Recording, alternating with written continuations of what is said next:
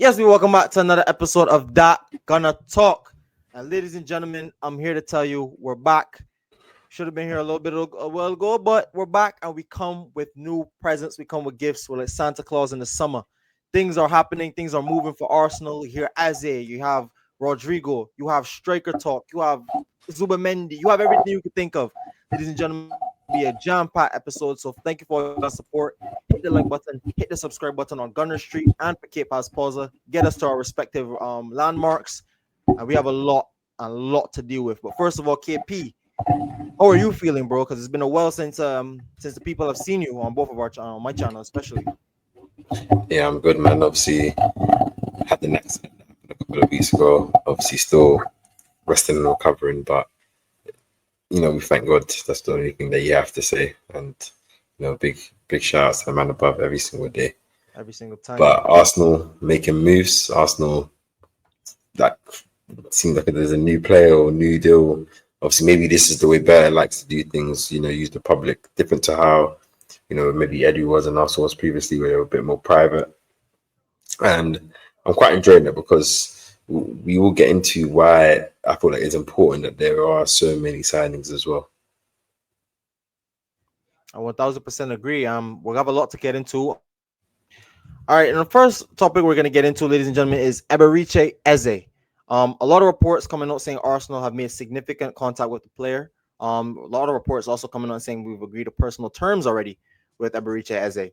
I've made a few bits of content on my channel already covering about why I want Eze, but the bit of positive news coming out about this deal is that it's separate from an alternative winger or striker news. So this is massive news that I think is very significant in terms of building our squad, something we both talked about, KP. But give me your thoughts about Eberechi Eze and what this deal means for Arsenal if we get it over the line, including a left winger and a striker. I think Eze is a sensational player, man. He's one of those players that has that grace in terms of how he plays. Obviously, dribbling ability, his finishing ability, his will to want to win games as well. Take the moment. 2 big goals in Palace's semi-final and final to win them that trophy, and you've seen him do it time for time, but up again, carrying the ball, creating chances, lovely passing, and I feel like he's a profile that Arsenal don't have. That attacking mid that can play out wide, player that can operate in central areas, someone that can actually rival Odegaard. The player that I've been screaming about like constantly, as you said as well, like where we've spoken about Arsenal needing creativity is as important as getting a striker, because it's all good and well getting a striker. I think I said this to you early in the season, that you can get a striker, but if we still have the same level of chance creation, then that striker is gonna feed off the same type of scraps that the ones that we have now are. Just that maybe they might score, but they might not score. So it's like I'm happy that it's probably the right time for midfield refreshing what we are doing, and obviously the fact that it says as a separate to a winger and a striker is exciting to me, because that just means that Arsenal do recognise that we needed to get like multiple options within that attacking area, and we're doing it. And I feel like given the price and given the player, I feel like there's no better player. And his Arsenal ties as well. His former Arsenal player got released. He's a London boy. He supports Arsenal. He said his dream is to play for Arsenal, and coming to us at a time where we're just right there, adding that addition and his own source. And he's part of Marriage FC. That seems that Arsenal is. So I'm all green light about this player still. How about you, Steph? Bro, we've been talking about it for a while, KP. I'm all green light as well. I think we don't have that player. I agree with you when I say that we have a player that could work in those, operate in those tight pockets of spaces, but also just giving us something different. I think Trossard is good for what he offers us, but he's not the quickest. He's a good dribbler, could shoot left or right, good player, but he's also getting on in age. Eze can give you that creativity, could give you that finishing in and around the box, could show that he could help win trophies. He has the mentality, he has the will to win. And I think ultimately, I think he's overall a good suit. I mean, you look at, I was watching this video by Culture Cams.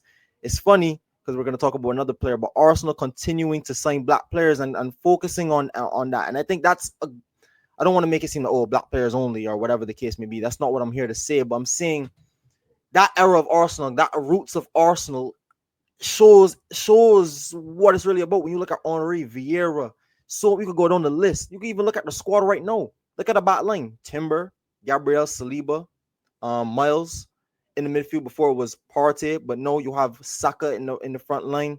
You're probably gonna have Eze. You're adding to that quality. You're adding to that heritage. So I think that's all good signs for Arsenal. I think it's also a good signing. You talked about the price tag. Reports are coming out. He's about a £60 million release clause. Reports are coming out saying that Arsenal are going to argue below that. What do you think is a good deal for Arsenal to get a deal over the line for Eberechi Eze?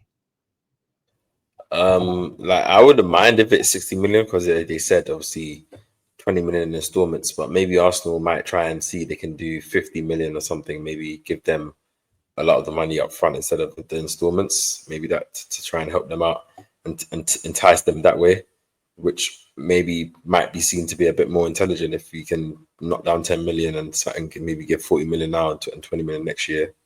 So 40 million now and 10 million next year, for example, or something like that. Like it will make sense. So I think I don't want Arsenal to do an Arsenal thing and try and lowball it too much, come in with a bid that is disrespectful, given that there is a 40,000 plus £1 or 1p, whatever it was, type bid, or do you know what I mean? Typical Arsenal stuff.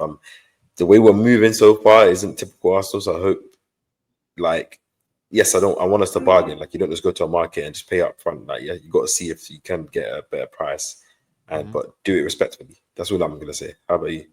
Yeah, I agree with you. I think anywhere between, I don't even have a problem with the 60 million price tag. I think obviously when you start to amortize these deals start to get broken down and start to get paid over the course of their contracts. It kind of makes our books looks really, really good. Especially with 20 mil a year, if you do that in 3 year installments or maybe even less if he's a 5 year contract. So listen, I don't have a problem with Eze. I like the deal. I wanted this deal to happen, and I've been saying in tandem with getting a Rodrigo and getting a Sesko, we need another attacking midfielder to come in and someone that's not Ethan Waneri or someone that's not Max Doman. Because yes, good players, good talents, but again, we cannot be relying on youth. We cannot be relying on these inexperienced guys to come in and win us Premier League titles, Champions League trophies. It's getting to a point, especially for Arteta's, even for the fans, but for Arteta himself. Are you going into the biggest season of your career at Arsenal? Do you want to hang your hat on an 18-year-old and 15-year-old kid? It'd be foolish of you to do that. You're already going young with the striker. You're potentially going to be going young in a lot of other areas. So listen, man, take care of quality, take care of your depth, and I think you cannot go wrong with the Eze signing. But where we can go wrong, by a lot of people's reports, is Noni Madueke. Another Chelsea player. Seems that we've been obsessed with signing ex-Chelsea players over the last couple of years. This is ex-Chelsea player under Mikel Arteta. First of all, is it concerning that we continue to dip from the Chelsea well? And what are your thoughts on Noni Madueke? It's to answer your first question, it's not concerning because end of the day, it's a in league transfer. Like if you buy a player from any team in your league, I don't think it's a problem because they're acclimatized. He's of a good age. I think he's like 22, 21. I think I'm not too sure. Something Pretty, about. I think he's like 23, 24, around something like that. Okay, maybe he's 23, 24, but let me not. But he's still of a young age. He hasn't necessarily boomed yet. Probably 23. And I think also, Yeah, 23, just turned 23. like Chelsea at the end of the day, the way they if you look in the recent years, they buy a lot of players. So like buying from Chelsea now is different than before. You're not buying their deadwood is it's not really deadwood. They have like 5 players in each position, and I feel like Madueke is a good player. Like I feel like because the reports I saw Fabrizio say something like his pursuit is separate to Eze, which they already came at that Eze is separate to a winger. So is that also like what Arsenal thinking to get Saka back up? Obviously, hand of Arsenal they talk about like how you can talk about how that Madueke isn't necessarily convinced to be playing. Obviously, back up Saka, knowing that his minutes aren't going to be that much, and obviously he doesn't want to play left wing.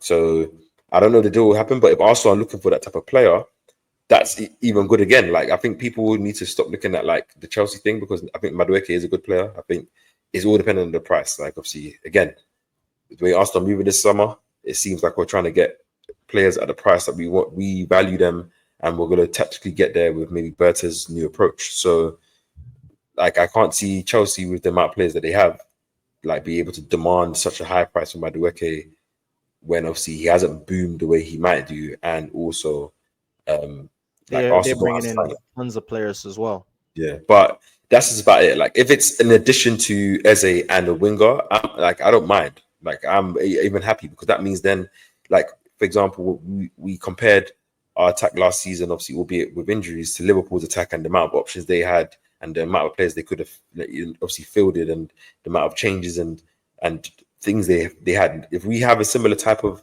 Arsenal, no pun intended, that Mikel has to use, like, and you have to also remember that's Gabriel Jesus who also posted that video of his recovery coming back soon as well. Like, I Mhm. think, like, yeah, there's a lot of competition, but it gives a lot of options. Like, injuries are inevitable in football, even if it's a couple of weeks. Suspensions are inevitable as well, and you need to rotate, and you need to have teams guessing. So that's me, man. What do you think of the player? Like, what do you think about buying players from Chelsea? And, like, would you like, if it is separate to both the Eze pursuit, like, what do you think Arsenal are playing at here? That's what I'm gonna say. Um, First of all, I think in terms of the Chelsea thing, I kind of hold stock to it. Let me tell you the only stock I hold to it.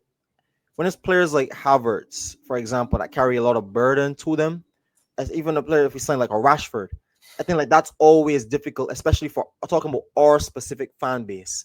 Because I'm aware of our fan base, bro, and I'm aware that if we sign a player from another club that has a bad reputation or a bad outlook that the certain group of fans look on it, Arsenal fans aren't gonna judge the signing subjectively. They're gonna kind of judge it with Chelsea dust and Chelsea fans' knowledge on top of the signing coming into this league. Why are we bringing him in? And I hear Yeah, that, I kind of but see that, it, but but again, that's just a silly take though, man. Because and agreed because there's two things I would say under are different. One, I think our development system for players and integrating players into the group has significantly impacted players on when they come in from other clubs and how their level has been raised. Even just look at Kai Havertz. But then when you also look at the fact that Arsenal, he's not coming into Arsenal, like you said, to be the starter. He's coming in to back up Saka. And when you look at our options to back up Saka last season, again, it was a kid and Raheem Sterling. Even if Madueke is not flying like a flying winger, he's not Saka's level, or maybe he might be on Martinelli's level about. And I think coming off the bench, maybe in a Champions League game or in a Carabao Cup where you need to bring Saka out for like a week, bring somebody else in.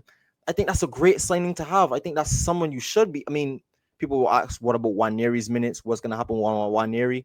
Waneri will get his time. And I think that's also a good thing to see because maybe this season we're going to see more Waneri in mid. And I think that's season when Odegaard went down with his injury. So I think all in all, good signs. All things Arsenal should be looking to do this summer. And talking to Alec, friend of the channel, Chelsea fan, told me that Noni Madueke is not that impressive to him. Really compared, doesn't really say he's explosive or he wants wingers. He likes wingers like a Neto or others that are very explosive for Chelsea, and that dynamic he wants to be added to at Chelsea. Noni Madueke is more of a touchline winger, more of a touch type winger that's going to get it more, play a 1-2, work the spaces like that. A good player nonetheless, very similar to what we have in Saka. So it should be a good signing, good crossing ability from Noni Madueke. I think he's very, very heavily left foot. I have to watch more games of him. But he doesn't really, from what I watched of him, he doesn't really seem that ambidextrous in terms of like a Bukayo Saka who can go down the right, go down the left, use either foot and get a shot off on target or put in a great cross. So we'll just have to wait and see if even if we do move for that player. But it's good to see ultimately that Arsenal are looking to sign bodies and quality bodies to this team because that's what we've been talking about for so long. We don't. It's not that Arsenal is a bad team. It's just that when we playing 3 games a week, 3 games a week, sorry, it's just like what do you do when you have Champions League, Premier League, when you can't afford to drop points, and then Champions League again? Are you gonna roll out the same 11 week after week after week? That's gonna cause burnout. We've seen what already that causes. But moving on,